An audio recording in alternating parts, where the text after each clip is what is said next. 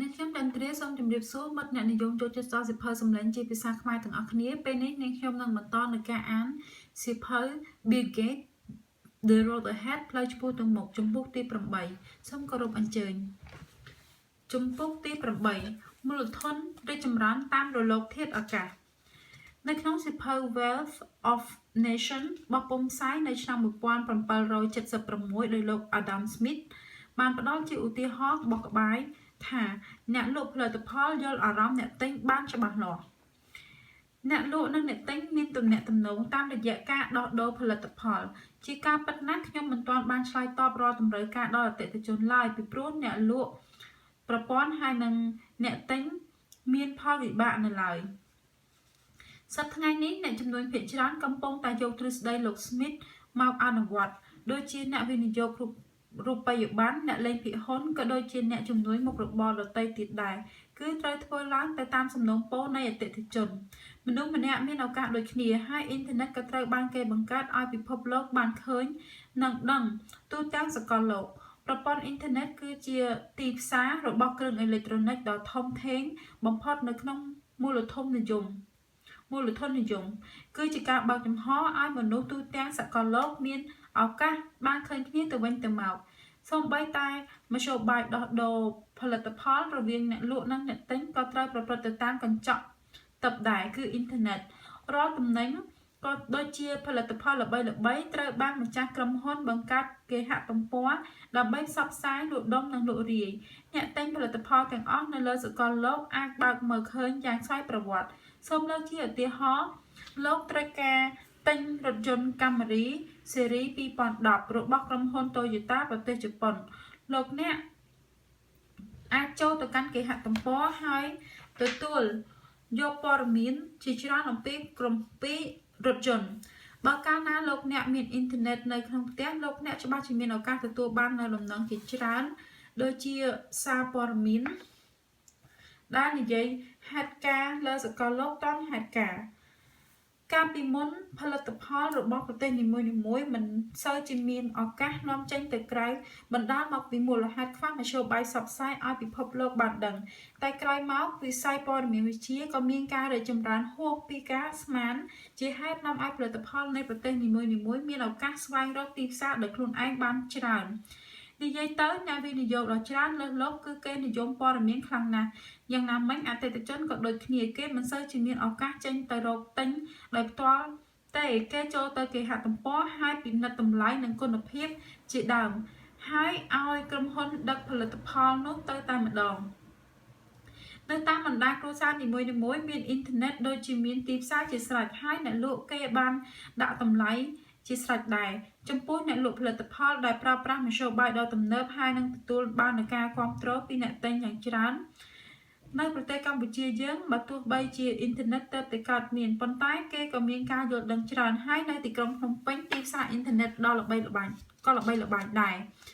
តែអ្នកអភិវឌ្ឍផ្នែកព័ត៌មានវិទ្យាបានមើលឃើញថាដើម្បីឆ្លើយតបទៅនឹងតម្រូវការចាំបាច់ត្រូវបង្កើនគុណភាពអ៊ីនធឺណិតឲ្យបានខ្ពស់ជាងមុននៅក្នុងគោលបំណងឆ្លើយតប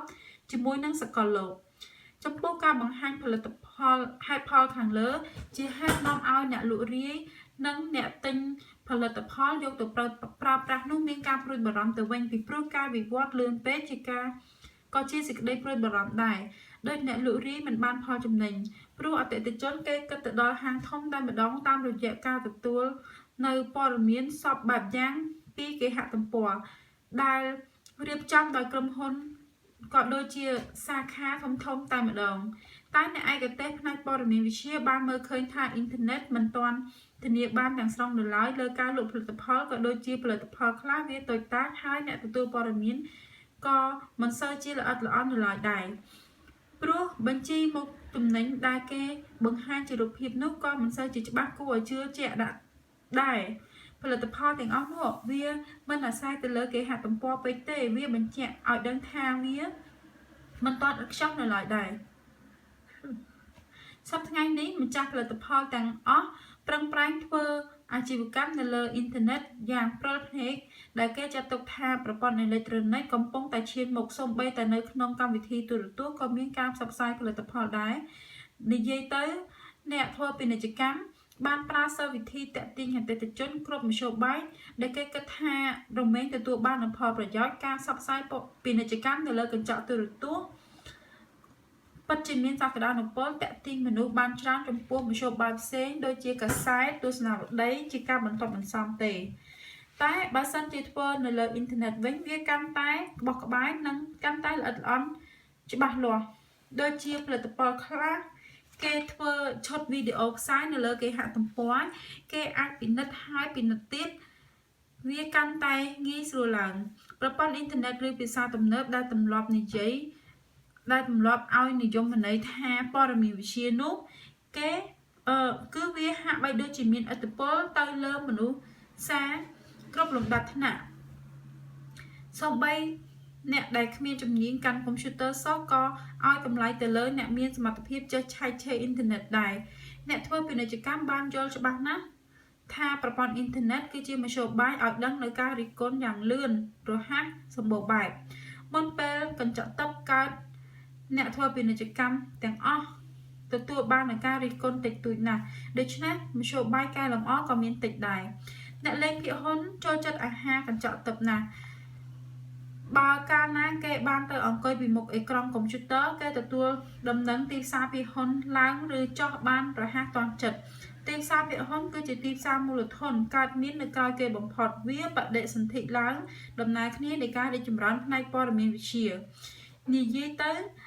អ៊ីនធឺណិតគឺជាឥទ្ធិពលវិជ្ជមានទៅលើការធ្វើចំនួនគ្រប់ប្រភេទសូម្បីតែការគ្រប់គ្រងនៅដំណាក់កាលចុងក្រោយនេះក៏គេកំពុងតែបង្ហាញឥទ្ធិពលវាខ្លាំងក្លាដែរគ្មានអ្វីដែលល្អឥតខ្ចោះនោះទេមានគុណសម្បត្តិនិងគុណវិបត្តិមានផលប្រយោជន៍និងមានសេចក្តីអន្តរាយដែរដូចជាកុំព្យូទ័រ laptop គឺមានអ្នកប្រើពេញចិត្តរហូតដល់ 99.9% គឺមានតែ 0.1% ដែលបដិសេធថាមិនពេញចិត្តនេះមកពីគេគិតថាវាគ្មានផលប្រយោជន៍អ្វីទាល់តែសោះទៅឲ្យរូបគេហើយទាំងបានរិះគន់ទៀតផងប៉ុន្តែនៅពេលដែលគេចាប់ផ្ដើមគំនិតរកស៊ីចង់ធ្វើអាជីវកម្មអ្វីមួយគេយល់ថាការបង្កើតគេហទំព័រគឺជាមធ្យោបាយល្អបំផុតនៅក្នុងការធ្វើចំនួនជាខ្នាតអន្តរជាតិកាលពីមុននិងរហូតមកដល់ពេលនេះប្រព័ន្ធអ៊ីនធឺណិតឆ្លងកាត់ការកែច្នៃប្រឌិតច្រើនដំណាក់កាលដំឡាយអ្នកណាដែលព្រមផ្សព្វផ្សាយពាណិជ្ជកម្មនៅលើអ៊ីនធឺណិតអ្នកនោះច្បាស់ជាទទួលរងនឹងការរិះគន់រងនឹងការទីទានយ៉ាងច្រើនអាចកើតមានរឿងអាម៉ាស់ទៅវិញមានន័យថាអ៊ីនធឺណិតពេលនោះគេមិនសូវជាយល់ហើយក៏មិនទាន់ផ្ដល់ផលប្រយោជន៍ឲ្យភ្លាមដែរត្រង់ចំណុចនេះគេគិតថាវាមិនទាន់ត្រូវតាមគំនិតគេឬភាពរអាក់រអួលជាលើកដំបូងនោះគួរឲ្យខ្មាស់អៀនភាពអស្ចារ្យមកវិញទៅមនុស្សគ្រប់ស្រទាប់វណ្ណៈយកឃើញថាការធ្វើពាណិជ្ជកម្មនៅលើអ៊ីនធឺណិតផ្ដល់អត្ថប្រយោជន៍យូរអង្វែងពីព្រោះគេទទួលស្គាល់ថាអ្នកប្រើប្រាស់កើនឡើងជាលំដាប់បើនិយាយទៅដល់សិលធម៌វិញក៏គេទទួលស្គាល់ថាគ្មានជាឥទ្ធិពលអ្វីទាំងអស់ដូចជាមធ្យោបាយរិះគន់កាលពីមុនរមែងតែងតែប៉ះពាល់ដោយផ្ទាល់តែឥឡូវនេះគេប្រើអ៊ីមែលវិញម្ដងដើម្បីសម្ដែងនូវភាពមន្ទិលទាំងនោះមនុស្សជាច្រើនបន្ទាប់ពីបានយល់ដឹងអំពីអត្ថប្រយោជន៍ចាប់ផ្ដើមឲ្យតម្លៃខ្ញុំមានហេតុផលគឺបន្ទាប់ពីបង្កើតអ៊ីនធឺណិតបានមកគឺមានមនុស្សជាច្រើនបានផ្ដល់លំនឹងយ៉ាងច្បាស់តែខ្ញុំមិនបានរត់រះឆ្លើយតបភ្លាមវិញទេពីព្រោះខ្ញុំគិតថាវាកំពុងតែខិតចិត្តនៅគំនិតដែលគេចង់និយាយនោះខ្ញុំមិនមែនជាមនុស្សដែលសម្លឹងឃើញលុយនៅក្នុងហោប៉ៅអតិថិជនទេតែកិច្ចការទាំងនោះត្រូវធ្វើជាដំណាក់កាលដូចជាការផលិតកម្មវិធីគឺខ្ញុំធ្វើច្រើនហើយតែនៅតែមិនទាន់គ្រប់គ្រាន់សោះអ៊ីនធឺណិតគឺជាឧបករណ៍បន្តផ្ទាល់ជាមួយនឹងអ្នករាល់គ្នាការមើលទៅពេញចិត្តជាបំណងដ៏ល្អរបស់យើងទាំងអស់គ្នាខ្ញុំគិតថានឹងចូលរួមឧបត្ថម្ភពិភពលោកឲ្យអស់ពីកម្លាំងកាយចិត្តដែលមានតាមរយៈទម្លុះជើងមេឃឲ្យធ្លាយខ្ញុំមានគំនិតខុសពីគេគឺអ្នកទិញផលិតផលរបស់ខ្ញុំហើយមានការរអ៊ូទាំងអំពីតម្លៃនោះគេនោះហើយគឺជាទីប្រឹក្សាពាណិជ្ជកម្មរបស់ខ្ញុំទៅថ្ងៃអនាគតដូច្នោះអ្នកប្រើប្រាស់ទទួលបាននូវគុណភាពនិងតម្លៃដ៏សមរម្យជាសកលនោះគឺផ្ដើមចេញអំពីកិច្ចការទាំងនោះដែរខ្ញុំធ្វើអ្វីបានទៅដល់គោលដៅដោយចាត់ទុកអតិថិជនគឺជាទីប្រឹក្សាផ្ទាល់ខ្ញុំបានចំណាយពេលវេលាយ៉ាងច្រើនដេកនៅជាមួយនឹងកម្មវិធី software ហ ហើយធ្វើការវិភាគលេខលោកយ៉ាងច្រើនឲ្យស្របទៅតាមការទទួលចង់បាននៃមនុស្សភាគច្រើននិយាយទៅ software មានសាធារណជនច្រើនណាស់ត្រូវការជាបន្ទាន់ software គឺជាមធ្យោបាយឈានមុខកែប្រែពិភពអ៊ីនធឺណិតក៏ដូចជាព័ត៌មានវិទ្យាដែលគ្មានកោះគ្មានត្រៃខ្ញុំបានជួបដោយផ្ទាល់នៅអតិថិជនស្រីឃ្លានកម្មវិធីផ្នែក software គេបានផ្ដល់កំណត់ថាវាមានអត្ថប្រយោជន៍ខ្លាំងណាស់ចំពោះរូបគេហើយខ្ញុំយល់ថាមធ្យោបាយកែច្នៃគឺជាអាទិភាពលោកអ្នកបានឃើញស្រាប់នៅតាមកញ្ចក់ទូរទស្សន៍ហើយនឹងផ្ទាំងផ្សព្វផ្សាយពាណិជ្ជកម្មយ៉ាងផុសផុលវាចេញមកពីមហាទេពកោសល្យខ្ញុំសូមបង្ហាញដូចជាកុំព្យូទ័រ Mac Apple ត្រូវចំណាយលុយទិញកម្មវិធី PowerBooks ដែលប្រើប្រាស់នៅក្នុង Mission Impossible សម្រាប់ពេលអនាគតរាល់ក្រុមហ៊ុនក៏មិនចាំបាច់ចំណាយថវិកាទៅលើការផ្សព្វផ្សាយពាណិជ្ជកម្មឲ្យសុសសាយតែគ្រាន់តែចំណាយថវិកាសម្រាប់ផ្សព្វផ្សាយពាណិជ្ជកម្មនៃផលិតផលរបស់ខ្លួនប៉ុណ្ណោះនិងធ្វើការស្អិតរមួតជាមួយនឹងអតិថិជនអ៊ីនធឺណិតអនុញ្ញាតឲ្យលោកអ្នកពិចារណារាល់កម្មវិធីណាដែលអាចមើលឃើញថាមានប្រយោជន៍ដូចជាលោកអ្នកចង់ទៅកម្សាន្តនៅប្រទេសសិង្ហបុរីលោកអ្នកអាចឆែកស្វែងរកអំពីតម្លៃសណ្ឋាគារនិងបញ្ហាខ្លះទៀតដែលទាក់ទងទៅដល់ដំណើរទេសចររបស់ខ្លួនដែលគិតថាមានអត្ថប្រយោជន៍ចំពោះមុខខ្លាំងណាស់ជាការពិតកាលណាលោកអ្នកតបជាប់ប្រព័ន្ធអ៊ីនធឺណិតដោយរលកអាកាសធាតុលោកអ្នកមានឱកាសស្វែងយល់បានច្រើននិងទូលំទូលាយវាអាចឆ្លើយតបតាមតម្រូវការដូចជា laptop លោកអ្នកគិតថារបស់គួរជាទីស្រឡាញ់អាចផ្ញើព័ត៌មានផ្ទាល់ខ្លួនទៅកាន់លោកឪពុកអ្នកម្ដាយឬក៏មិត្តភ័ក្តិឲ្យទាន់ហេតុការបំផុតហើយដំណឹងនិងកិច្ចការទាំងនោះគឺជារឿងផ្ទាល់ខ្លួនរបស់មនុស្សម្នាក់និយាយទៅកុំព្យូទ័រវាហាក់បីដូចជាបានរួមសុខរួមទុក្ខជាមួយយើងបានច្រើននៅពេលអនាគតវាកាន់តែមានសក្តានុពលទៅដល់មនុស្សម្នាទាំងឡាយរឿងនេះគឺជាការវិវត្តធនធានមនុស្សនៅពេលរាល់ផលិតផលត្រូវបានផលិតកើនជាលំដាប់ច្រើនរាប់មិនអស់គ្រប់ប្រភេទនោះមនុស្សដ៏មានសក្តានុពលក៏ខ្លាយទៅជាឧបករណ៍ផលិតទៅវិញហើយឧបករណ៍ផលិតក៏ត្រូវចែកជាថ្នាក់និងលំដាប់ដែរពេលឈានចូលមកដល់ទសវត្សរ៍ទី60បច្ចេកទេសផលិតកៅស៊ូយឺតក៏ចាប់ផ្ដើមផលិតសម្រាប់ប្រើប្រាស់ឲ្យសម្លៀកបំពាក់ហើយចាប់តាំងពីពេលនោះផលិតផលវាយនភ័ណ្ឌចាប់ផ្ដើមរីកស្គុះស្គាយទាំងបរិមាណនិងគុណភាពហើយតម្លៃក៏កាន់តែចុះថោកជាលំដាប់ខ្ញុំមានមោទនភាពខ្លាំងណាស់មើលឃើញយ៉ាងច្បាស់លាស់ថាម៉ាស៊ីនផលិតសម្លៀកបំពាក់នៅពេលអនាគតធ្វើនិយត្តកម្មបច្ចេកទេសជាស្វ័យប្រវត្តិសឹងតែគ្មានតម្រូវការកម្លាំងមនុស្សគឺជាដំណាក់កាលកាត់បន្ថយកម្មករជាអតិបរមាកម្មករឯកទេសដែលគ្រាន់តែរងចាំផ្ដល់ຂ្នាតនិងទំហំហើយម៉ាស៊ីនវាចាប់ផ្ដើមធ្វើការដោយស្វ័យប្រវត្តិដូចជាប្រទេសខ្លះបានរកឃើញម៉ាស៊ីនប៉ាក់ស្វ័យប្រវត្តិហើយជាលទ្ធផលចុងក្រោយងាយស្រួលបញ្ជូនទៅទីផ្សារយ៉ាងរហ័សទាន់ចិត្តមានអ្នកទទួលខុសត្រូវក្រុមហ៊ុនជាច្រើនគឺចាប់ផ្ដើមបង្កើតគេហទំព័រដើម្បីឆ្លើយតបជាមួយនឹងការរីកចម្រើនម្យ៉ាងគឺជាការឆ្លើយតបទៅតាមតម្រូវការការងារដែរមានក្រុមហ៊ុនខ្លះគេបានផ្ដល់នូវការយល់ដឹងថាមិនចង់ចំណាយលុយជាប្រចាំដើម្បីទិញសារព័ត៌មានគឺត្រូវភ្ជាប់ប្រព័ន្ធអ៊ីនធឺណិតអាចផ្ដល់អត្ថប្រយោជន៍ច្រើនលើសពីនោះគឺដូចជាការទទួលព័ត៌មានក្តៅៗអំពីព្រឹត្តិការណ៍សកលលោកជាដើមខណៈពេលអ៊ីនធឺណិតមានសមត្ថភាពពេញនិងបរិបូរណ៍ប្រកបដោយភាពជឿជាក់ក៏ស្រាប់តែក្រុមហ៊ុនតូចធំទាំងអស់ចាប់ផ្ដើមបង្ហាញសមត្ថភាពបង្ហាញសក្តានុពលសូម្បីតែតារាល្បីៗក៏រះប្រងព្រាតយ៉ាងតាក់ទាញក៏ដើមឡើយសារព័ត៌មានមានលទ្ធភាពបោះពុម្ពផ្សាយចែកជូនទៅដល់មិត្តអ្នកអានមិនបានសពគ្រប់ទេតែបន្ទាប់ពីប្រព័ន្ធអ៊ីនធឺណិតសកលភាវូបនីយកម្មមកមិត្តអ្នកអានទៅជានៅទីណាក៏អាចបើកគេហទំព័រមើលបានដោយស្រួលទាំងអស់នេះគឺចេញពីការរីកចម្រើនកម្មវិធីផ្នែក software និងផ្នែកដទៃទៀតបោះជំហានជាមួយគ្នាលក្ខណៈងាយស្រួលដែលមិត្តស្វាគមន៍និងមានមោទនភាពពីការពីបុគ្គលិកសារព័ត៌មាននៅប្រទេសយើងពេលយកព័ត៌មានបានហើយត្រូវចូលមកកន្លែងដើម្បីសរសេរអត្ថបទទាំងនោះរួមទាំងដាក់រូបភាពផងដែរតែចាប់តាំងពីឆ្នាំ2010ទៅពួកគេចាក់ឆ្ងាយពីមធ្យោបាយចាស់កម្រិលនោះហើយគឺគេមានកុំព្យូទ័ររៀងខ្លួនហើយសរសេរនិងដាក់រូបភាពផ្ញើមកកាន់ការិយាល័យដោយស្វ័យប្រវត្តិបើប្រៀបជាមួយនឹងប្រទេសសៀមហើយនិងប្រទេសយួនវិធីនេះគឺយើងអនុវត្តក្រោយគេ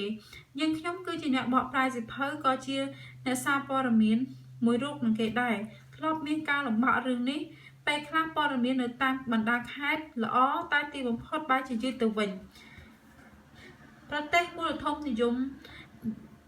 រីកចម្រើនទៅបានលឿនរហ័សគឺប្រព័ន្ធអ៊ីនធឺណិតនេះតែម្ដងជាសេរីភាពហៀជើងមេឃចំពោះប្រទេសឧស្សាហកម្មជើងលឿនវិញទទួលបាននូវអត្ថប្រយោជន៍ពីអ៊ីនធឺណិតរាប់មិនអស់ទាំងអស់នេះមិត្តអ្នកអានត្រូវយល់ថាយើងធ្វើការដោយផ្ទាល់ជាមួយនឹងកុំព្យូទ័រហើយប្រព័ន្ធហើយព័ត៌មានដែលទទួលបានពីអ៊ីនធឺណិតគឺមានច្រើនសូម្បីតែអាទិទេពជាអ្នកបង្កើតលោកក៏មិនអាចដឹងពីផលប្រយោជន៍នេះដែរ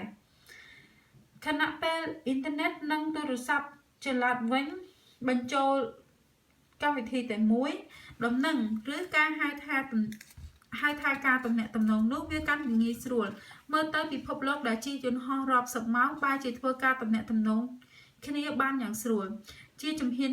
មនុស្សម្នាក់ត្រូវមានគេហទំព័រផ្ទាល់ខ្លួនហើយមិនមែនជាការចៃដន្យទេកាលពីមុនយើងមានតែអ៊ីមែលម្នាក់រៀងខ្លួនដូចដើម្បីទទួលបាននូវព័ត៌មានក៏មិនខុសពីមានគេហទំព័រនោះគឺមានលក្ខណៈទូទៅនិងសាមញ្ញបំផុតវាដូចជាលេខទូរស័ព្ទរបស់ប្រិយមិត្តដែរយុវសិស្សដែលសិក្សាផ្នែកព័ត៌មានវិទ្យាច្បាស់ជាយល់បានព្រឹត្តិការណ៍ទាំងអស់នេះហើយតាំងខ្លួនគេថាគេមានមិត្តម្នាក់ដ៏ពិសេសនិងចូលចិត្តទៅសាកសួរសុខទុក្ខមានបុគ្គលិកបោះពុម្ពផ្សាយម្នាក់បម្រើការនៅទស្សនាប័យ The Economist គេមានឱកាសធ្វើការងារផ្សេងតាមប្រព័ន្ធអ៊ីនធឺណិតគេធ្វើសកម្មភាពច្រើននៅលើកិច្ចការទាំងនោះខុសគ្នាមិនយូរទេរាល់អ្នកធ្វើអាជីវកម្មសិប្បកម្មខ្នាតតូចទាំងអស់ពួកគេមានសមត្ថភាពតភ្ជាប់ប្រព័ន្ធអ៊ីនធឺណិតហើយបង្កើតគេហទំព័ររៀងខ្លួនដើម្បីបង្ហាញផលិតផលរបស់ខ្លួនគឺជាការផ្ដល់ដំណឹងទៅកាន់អតិថិជនយ៉ាងពិស្ដារជាការពិតណាស់អ្នកធ្វើចំនួនទាំងអស់ពិតជាមានអារម្មណ៍ស្របស្រាលជាមួយនឹងអ៊ីនធឺណិតព្រោះជាដំណឹងទាន់ហេតុការណ៍ជាការពិតការធ្វើពាណិជ្ជកម្មប្រសិនបើគ្មានប្រើប្រាស់ទូរទស្សន៍និងអ៊ីនធឺណិតគឺសឹងតែមិនចាំបាច់ធ្វើចំនួនឡើយគេហទំព័រផ្ទាល់ខ្លួនវាបានបង្ហាញអស់នៅអ្វីដែលយើងចង់ឲ្យអ្នកដទៃបានយល់និងធ្វើទំនាក់ទំនងដូចយើងបានដឹងហើយអ្នកធ្វើអាជីវកម្មអ្នកធ្វើពាណិជ្ជកម្មទាំងអស់មិនសំដៅទៅលើរូបខ្ញុំឬរូបគេទេគឺត្រូវពង្រីកឥទ្ធិពលទៅតាមការផ្សព្វផ្សាយពាណិជ្ជកម្មផលិតផលនៅក្នុងស្តុកទាំងអស់ប្រសិនបើគ្មានមធ្យោបាយធ្វើឲ្យដឹងដល់អតិថិជនគឺមិនបាច់ចំណាយកម្លាំងផលិតអ្វីឡើយលោកអ្នកទេពាណិជ្ជកម្មគ្រប់ឃើញទេពាណិជ្ជកម្មគ្រប់ប្រភេទនៅលើកញ្ចក់ទិបទាំងឡាយវាគឺជាព័ត៌មានធ្វើឲ្យបេះដូងយើងរលាប់ចាក់ហើយអ្នកផ្សព្វផ្សាយខិតខំសម្រិតសម្រាំងធ្វើដូចម្តេចឲ្យមានការតាក់ទាញភ្ញៀវទាំងឡាយដែលកំពុងអង្គុយនៅមុខកញ្ចក់ទិបស្រាប់ការផ្សព្វផ្សាយពាណិជ្ជកម្មគឺគេចំណាយលុយអស់ច្រើនណាស់ដើម្បីជំរុញផលិតផលទៅដល់ដៃគូអតិថិជនជាមនុស្សចុងក្រោយបង្អស់នឹងទ្រឹស្ដីពាណិជ្ជកម្មដោយជាការផ្សព្វផ្សាយពាណិជ្ជកម្មនៅក្នុងទូរទស្សន៍ CNN គឺមើលឃើញទូទាំងពិភពលោកសប្តាហ៍ថ្ងៃនេះយុទ្ធសាស្ត្រធ្វើពាណិជ្ជកម្មមានសក្តានុពលគឺពឹងសង្ស្រង់ទៅលើប្រព័ន្ធផ្សព្វផ្សាយហើយមានច្រកតែមួយគត់ដែលល្អិតល្អន់ជាងការផ្សព្វផ្សាយដទៃទៀតគឺប្រព័ន្ធអ៊ីនធឺណិតដែលនិយាយល្អិតល្អន់និងក្បោះក្បាយជាងគេមនុស្សសម័យថ្មីចាត់ទុកអ៊ីនធឺណិតជាអាហារចាំបាច់ហើយក៏ជាមធ្យោបាយពិសេសសម្រាប់ស្វែងយល់នៅអ្វីដែលគេចង់ដឹងនិងចង់ឃើញដោយផ្ទាល់ភ្នែកដូចជាការផ្សព្វផ្សាយអំពីផលិតផលកុំព្យូទ័រគឺងាយស្រួលឲ្យអតិថិជនជ្រើសរើសទៅតាមប្រភេទតម្លៃគុណភាពចំពោះការសិក្សាស្រាវជ្រាវវិញវាបានផ្ដល់អត្ថប្រយោជន៍យ៉ាងច្រើនចាប់តាំងពីកុមារដែលនិយាយភាសាបរទេសសប្តាហ៍ថ្ងៃនេះការធ្វើពាណិជ្ជកម្មក៏ដូចជាអតិថិជនដែរគេចាប់ផ្ដើមទទួលបាននៅដំណឹងជាសកលតាមប្រព័ន្ធអ៊ីនធឺណិតហើយអ្នកផ្សព្វផ្សាយពាណិជ្ជកម្មតាមអ៊ីនធឺណិតមានលក្ខណៈជាសកលភាវូបនីយកម្មសូម្បីតែការផ្ទេរប្រាក់ក៏ទោះជាមិនតាមប្រព័ន្ធអ៊ីនធឺណិតក៏ធ្វើឡើងតាមបច្ចេកទេសអ៊ីនធឺណិតដែរការផ្សព្វផ្សាយពាណិជ្ជកម្មតាមកម្មវិធីទូរទស្សន៍អាចប្រព្រឹត្តទៅក្នុងរយៈពេលដ៏ខ្លីបំផុតហើយមានតម្លៃខ្ពស់ថែមទាំងមិនបានល្អិតល្អន់ក្បោះក្បាយដោយតាមអ៊ីនធឺណិតឡើយ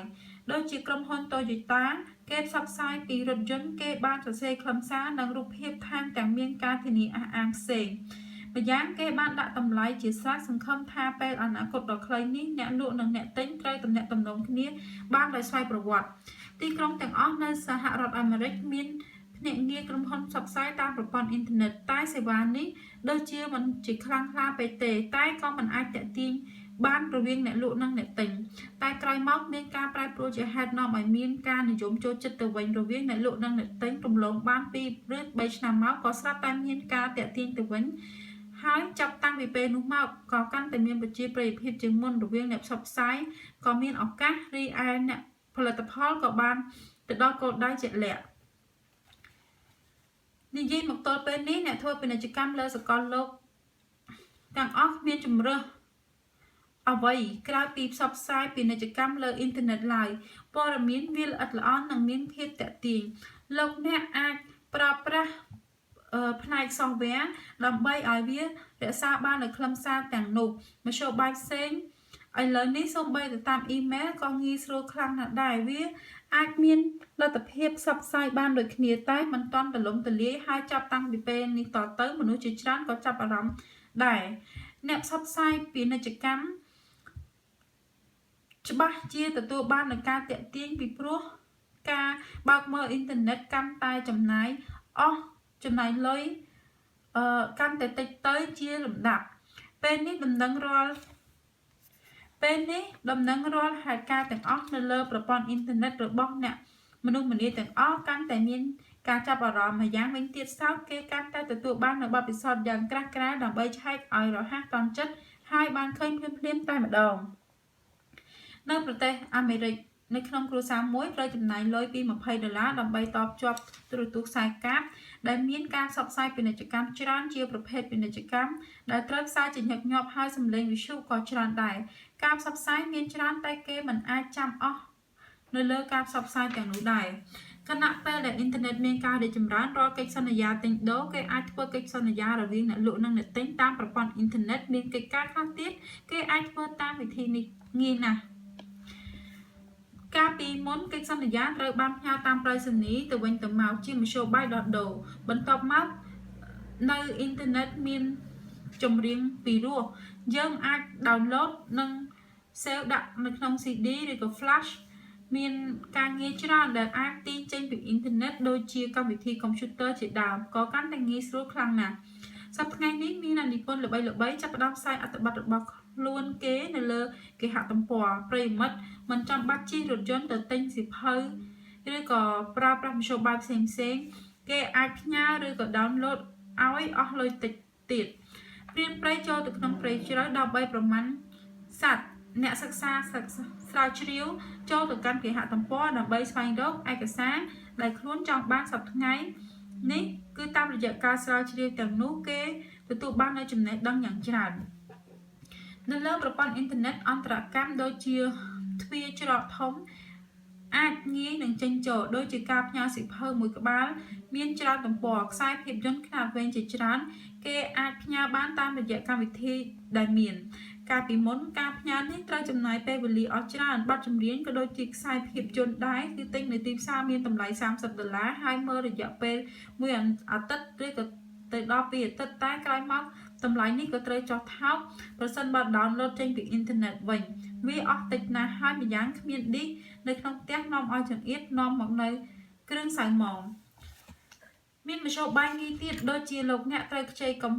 មវិធីកុំព្យូទ័រឬក៏មេរៀនជាដើមគេអាចផ្ញើតាមអ៊ីនធឺណិតបានកាលពីមុនវិធីខ្ចីហើយនឹងផ្ញើទៅឆ្ងាយត្រូវចំណាយពេលវេលាហើយអាចសង្ឃឹមថាប្រឈមមុខជាមួយនឹងការបាត់បង់ទៀតផង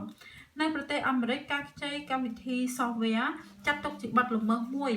យ៉ាងធ្ងន់ស្ដីអំពីច្បាប់កម្មសិទ្ធិបញ្ញារីឯការខ្ចី disk CDM video គេចាត់ទុកថាខ្ចីគ្នាទៅមើលទៅវិញ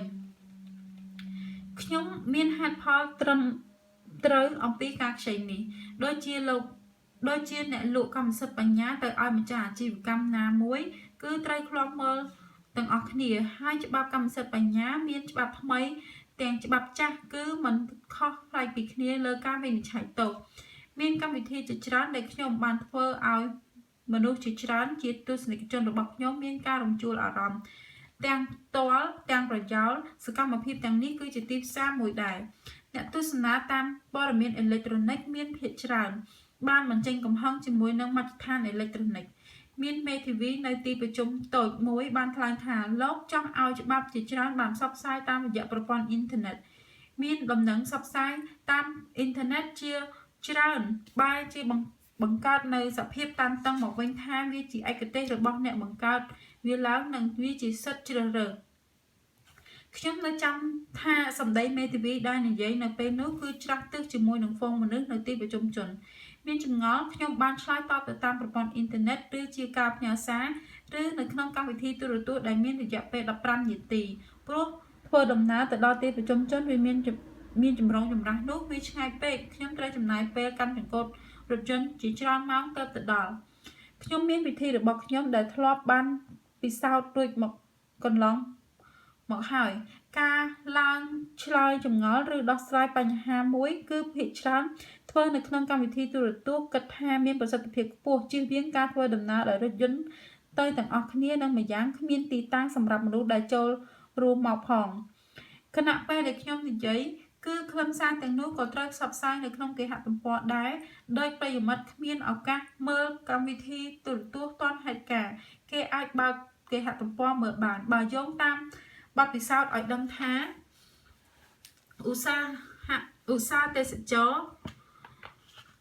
ត្រូវការផ្សព្វផ្សាយតាមប្រព័ន្ធអ៊ីនធឺណិតច្រើនជាងគេការផ្សព្វផ្សាយនោះគឺធ្វើឡើងទៅតាមសំណូមពរពីអតិថិជនកាលពីមុនឧស្សាហកម្មកំសាន្តមួយនេះ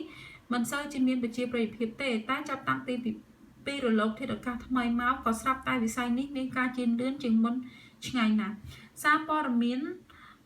បោះពុម្ពផ្សាយទាំងអស់កាលណាហូរថ្ងៃគឺពិបាករកទិញកន្លងមកមានអ្នកអានជាច្រើនជួបនឹងផលវិបាកទាំងនេះមិនអាចដោះស្រាយបានដូចជាសារព័ត៌មានផ្សាយប្រចាំថ្ងៃជាដើមសូម្បីតែកម្មវិធីទូរទស្សន៍និងវិទ្យុពលគឺគ្រួសារផ្សព្វផ្សាយទាំងអស់ត្រូវរលត់បាត់ទៅវិញភ្លាមឬចាប់តាំងពីពេលមានប្រព័ន្ធអ៊ីនធឺណិតរីកដុះដាលដោយផ្សិតមកបណ្ដាញផ្សព្វផ្សាយទាំងនោះត្រូវបានគេបង្កើតគេហទំព័ររៀងខ្លួនរាល់កម្មវិធីនិងខ្លឹមសារទាំងអស់ត្រូវបានគេរក្សាទុកសម្រាប់បម្រើដល់ជូនមិត្តអ្នកអានទូទាំងសកលលោក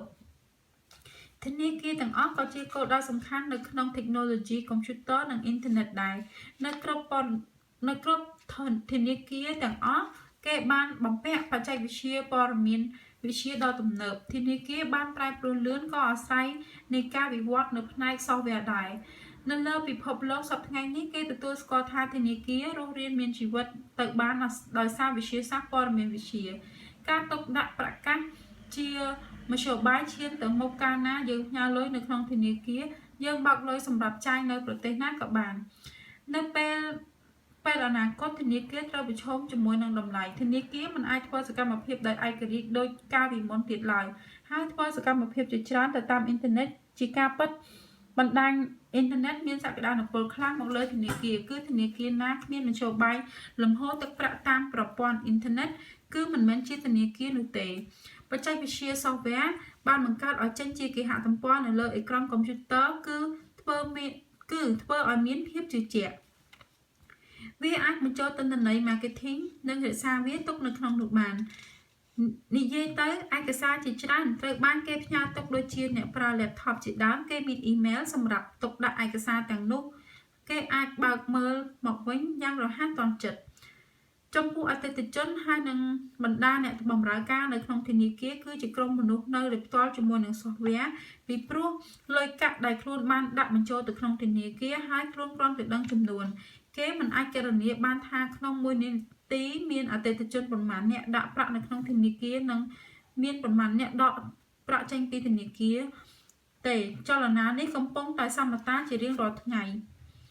ខណៈពេលអ៊ីនធឺណិតមានការរីកចម្រើនវាបានជំរុញទៅដល់ឧស្សាហកម្មគ្រប់ផ្នែកទាំងអស់កាន់តែបង្កើនការផលិតបានច្រើនជាងមុននិងប្រកបដោយស្ថិរភាពក្រៅពីនេះក៏មានអ្នកអាកាសចរក៏បានប្រើប្រាស់នៅប្រព័ន្ធអ៊ីនធឺណិតជាមធ្យោបាយធ្វើអាជីវកម្មខ្លាំងក្លាណាស់ដែរនៅក្នុងការិយាល័យរបស់អាកាសចរគឺសឹងតែគ្រប់ ទាំងស្រុងប្រើប្រាស់នៅបណ្ដាញនិងប្រព័ន្ធអ៊ីនធឺណិតនិយាយទៅអ៊ីនធឺណិតនៅជាប់នឹងជីវិតរបស់មនុស្សយើងគ្រប់គ្នាគ្មានត្រង់ណាដែលមិនត្រូវនោះទេបើកាលណាសង្គមកាន់តែរីកចម្រើនគឺអ៊ីនធឺណិតក្លាយទៅជាអាហារដ៏ពិសេសអ៊ីនធឺណិតយើងប្រើគឺរមែងទទួលបាននូវលទ្ធផលភ្លាមៗពិសេសទៀតគឺគេជឿជាក់ទៅលើទិន្នន័យ 100%ចា៎សូមអរគុណពេលនេះយើងបានបញ្ចប់នៃការអាននៅចំពោះទី8ហើយសូមជួបជាមួយនាងខ្ញុំនៅវីដេអូក្រោយនៅចំពោះទី9សូមជម្រាបលា